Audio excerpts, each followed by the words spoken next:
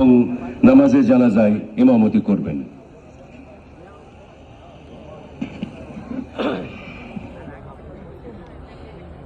السلام عليكم ورحمة الله وبركاته.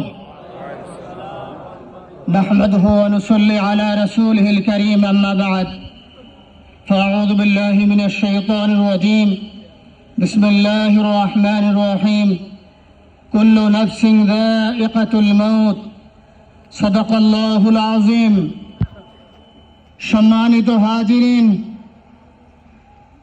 আজকের এই লক্ষ লক্ষ তৌহিদি জনতা আপনারা হাজির হয়েছেন আমার কলিজার টুকরা ছোট ভাই শহীদ শরীফ ওসমান হাদির জানাজার নামাজে অংশগ্রহণ করার জন্য। সম্মানিত হাজিরিন, আপনারা জানেন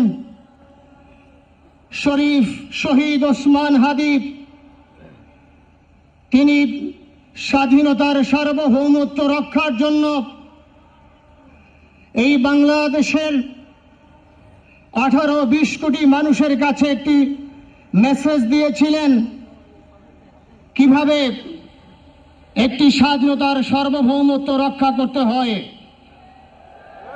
আজকের বড় পরিতাপের বিষয়, আমার বলার মতো কোনো অবস্থা নেই।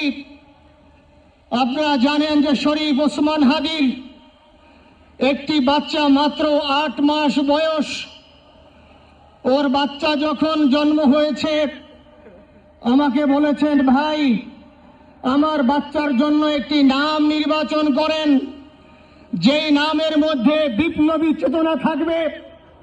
আমার সন্তানের জন্য একটি নাম নির্বাচন করেন, যেই নামটা সাহসিকতার পরিচয় বহন করবে।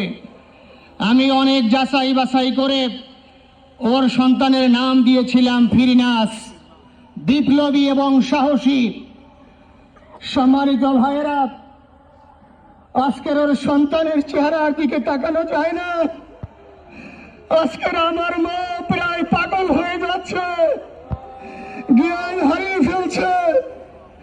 আমার ভাই বোন তারা পাগল হয়ে যাচ্ছে।